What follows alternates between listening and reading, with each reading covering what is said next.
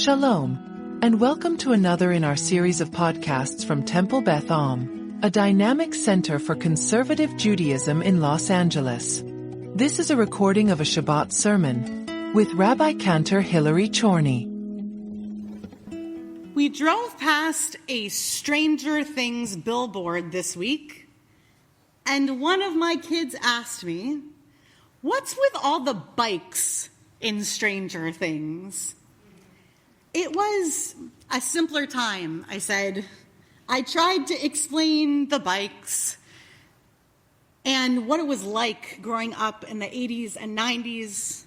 I tried to explain why it feels so good to reminisce about an era before we had smartphones or 24-hour news cycles. I tried to explain why we're nostalgic for a time before we knew so many things, so much, all at once. The Duffer Brothers built the Stranger Things world as an homage to 1980s classics like The Goonies and E.T. They leveraged the simplicity of the fictional town of Hawkins in the 1980s against storylines featuring wild imaginary creatures. The result is cinematic intensity, juxtaposing monsters and magic against the backdrop next to today of relative naivety. The monstrous Demogorgon and the telekinetic explosions, well, they would have been a lot less interesting in a world where the characters could voice command Siri to call emergency services. When the biggest thing that they have to worry about is their mom's boyfriend or the school bully or losing their job at the mall, the monsters and the mayhem are so much more extraordinary by contrast. For most characters in Stranger Things, in Hawkins, it's a story about the supernatural bursting into the ordinary world. One moment they're going on a date, or they're sneaking out of the house to get to the arcade, and then the next moment they're in a life-sized game battling demonic forces that have burst through the Earth's crust. These kids have to learn the rules of a parallel dimension and how to defeat the dark forces that exist in the scary upside-down realm. But when they defeat the evil creatures that invade their world, the story doesn't end. Now they face the greatest battle of all, being teenagers and surviving everyday life in the 1980s. And there are no rules to that gameplay. It's just the grueling everyday work of repairing relationships, vanquishing grief, and learning to love yourself. That's the resolution to every 1980s epic. Now that you've passed the test in the supernatural realm, it's time to wrestle with real life. Both this week and next, the Parshot open on Yaakov as he faces a challenge beyond the natural realm. In Vayetze this week, we find him as he flees his angry brother and journeys back to Haran. He takes shelter for the night, and in his sleep he dreams vividly that he's in the presence of God and angelic beings. He awakens with certainty that the dream was a revelation of sorts. Vayikatz Yaakov mishnato vayomer achen yesh Adonai b'makom hazeh va'anochi lo yadati. Yaakov woke up from his sleep and he said, "Surely God is here in this place. I didn't even know it." Vayira, he was shaken. Vayomar manorah hamakom hazeh. He said, "How awesome is this place? Ein zeki im beit Elohim." It can't be anything besides the house of God.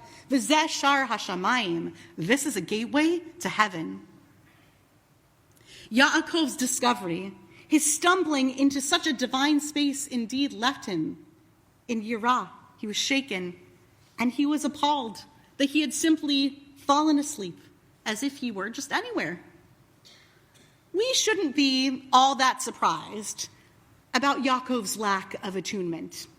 We shouldn't be that surprised at Yaakov's surprise. because we shouldn't be surprised that he doesn't have much common sense. The book has been telling us so. He can't tell one kind of rock from another. Yaakov is a Yoshev Ohalim. He's a tent dweller, contrasted with his brother Esav, who was Yodea Tzeid. He knew how to hunt and trap. And as Rashi tells us, it wasn't just about hunting and trapping animals. It was also about being conniving and knowing human beings too. We get little glimpses all throughout Genesis of Yaakov's cloistered nature, his unfamiliarity with the basic ways of the world. Away from home and the loving presence of his mother, Yaakov has no common sense with which to navigate his transition to a patriarch. He fumbles his meet cute with Rachel. He weeps on the first date. Here is this beautiful shepherdess, and he can barely get out an incoherent and incorrect observation about the way that sheep work and when they need water. In the version of the scene directed by the Duffer brothers, Yaakov's heart is beating out of his chest as he feels his destiny closing in on him, and a Kate Bush ballad is playing in the background as he pushes the stone off the mouth of the well. But Yaakov, he knows his fate, and so do we. The promise that he's going to be lavished by and protected by blessings. Why should he bother with petty things like making sensible conversations with his intended or repairing his relationship with his estranged brother? It's very easy to avoid everyday problems when your excuse is that you're busy prophesying and saving your people. The trouble is that sometimes epic heroes like Yaakov don't mind when real life becomes collateral damage to their greater purpose. When Yaakov encounters God and the ladder full of angels at Beit El, he should by all measures be in the midst of a personal crisis. Rivka has warned him his brother Esav is fixing to murder him over the stolen blessing. That dream should be a personal epiphany, a moment for Yaakov to realize the damage he has done, to turn and run home, back to Esav with contrition, maybe back to his mom for guidance. But Yaakov doesn't return to Canaan or to Esav or to his family at all. He escapes into his newfound relationship with God, saying, Asher titenli, aser aserenu lach. Everything you give me, I'll offer a tithing back to you, God. By the end of the scene, Yaakov's in full relationship and conversation with God. But he'll go more than 20 years before he speaks again with his brother. In the next book of the Torah, we're going to meet another man who is fleeing for his life.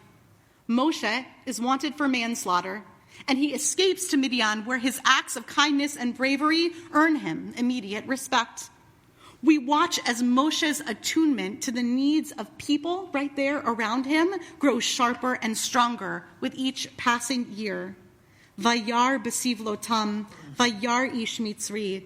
Joseph sees the suffering of the Israelites. He sees the Egyptians beating the Israelites. The text calls for us to see this as a measure of a divine aspect. Just a few verses later, as we repeat at our Seder table, Vayar Elohim et bnei Yisrael, Vayeda Elohim. God sees, just like Moshe sees. Moshe is a keen observer of the world. He is tending expertly to the flock of his father-in-law's sheep when he comes across a bush that is burning but isn't consumed by the flames. Moshe sees a glitch in the matrix.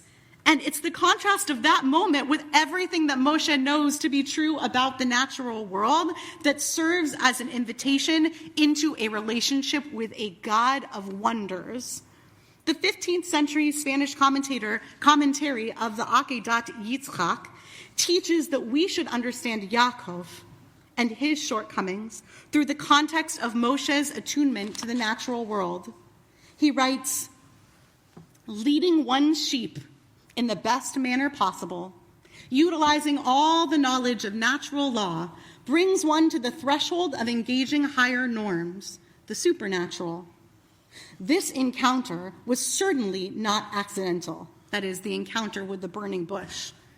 The vision of the burning bush, he says, alerts Moshe to the fact that there are phenomena which cannot be explained rationally.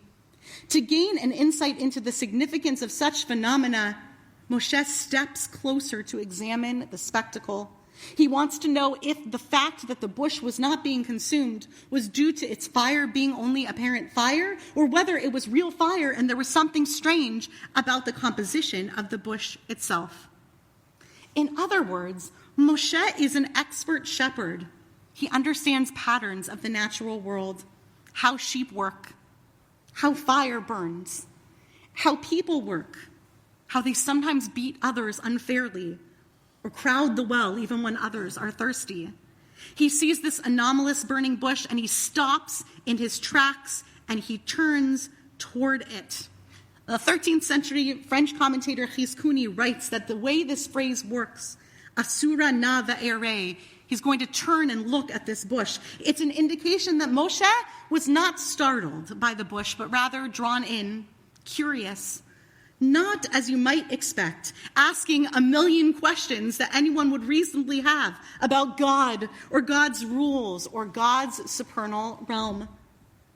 Moshe doesn't ask how the game is played or what rewards he'll receive from this great power. Instead, Moshe asks God how he will navigate the impossible situation he finds himself in amidst the worst of humanity. I'm a man of many flaws, says Moshe. Slow speech. They'll never listen to me.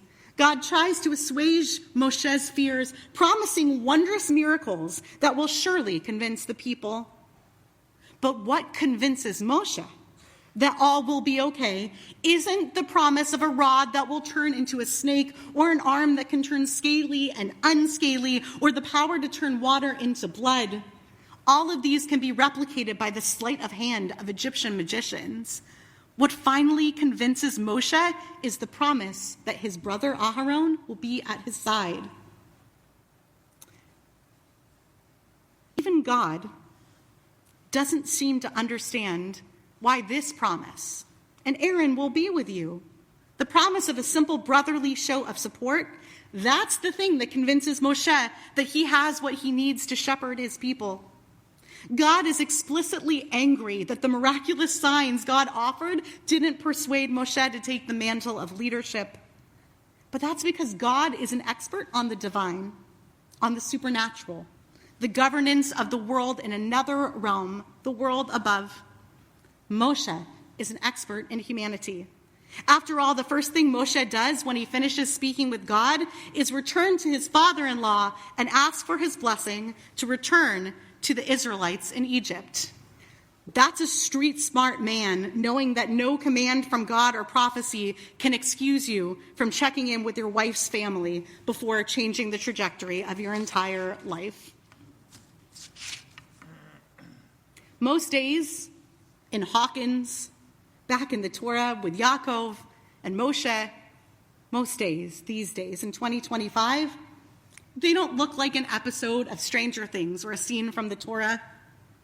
I haven't seen any demons or burning bushes lately. I haven't even had any dreams where it seemed like God was talking to me.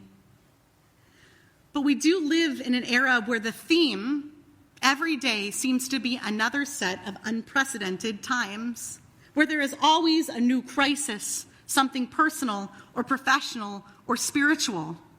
Sometimes a combination of all three.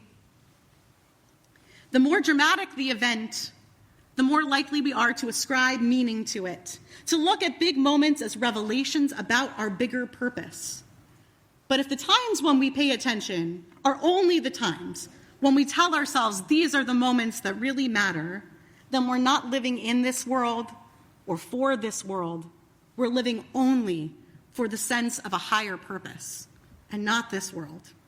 That's not self-actualization, that's escapism. Jacob's dream at Bethel was probably the most exciting thing that had happened to him in a very long time. But that's not where the real work was. The real work was in figuring out the stuff that's waiting for him back in Canaan. The real work wasn't in the dream. It was in the reality that he awakened to, a brother from whom he stole, the need for reconciliation, the hard work of showing up as a son and a brother and a husband. You can't ever get away from that work. In fact, we're meant to turn towards it. Like Moshe, who finds himself standing before God and airing his concerns about the plausibility of his leadership. doubting himself out loud just enough so that he can get the help that he needs to be a good man and a sensitive leader and an effective vessel for changing the trajectory of his people. The real work isn't in heaven, and it's not off in a dream. And you won't finish that work even when you slay the monster or vanquish mysterious dark forces. You won't find it hidden in the flames of a burning bush or at the top of a fantastical ladder. The real work is right here on earth. It's at lunchtime in middle school, in the little choices about how you show up. It's the way you hang your anger and anxiety on the coat rack as you walk in the door and manage to shield your loved ones from the pique and annoyance that they didn't cause and certainly don't deserve. The real work isn't on stage at a performance. It's who you invited and what you did that made them want to show up. It's not spectacle or radical self-sacrifice. It's self-effacement in the little moments that allow others to shine. You'll never find the real work in the promotion into a position of authority. The real work is every little thing you did to earn the confidence that got you the votes, that got you there. Surely this week you will find yourself amidst at least one moment of chaos, maybe even as soon as this afternoon. You might find yourself dreaming of a ladder, a deus ex machina that will swoop in to tell you this little problem is nothing in the grand scheme of your life and purpose. Don't let that spectacle distract you or draw you in. The still, small work will be waiting for you when you wake up. Turn towards it. You've been listening to another in our series of podcasts from Temple Beth Am, a dynamic center for conservative Judaism in Los Angeles. If you enjoy these podcasts, we invite you to write a review on the Apple Podcast website or wherever you get your podcasts. For more information on Temple Beth Am, Los Angeles, please visit www.tbala.org.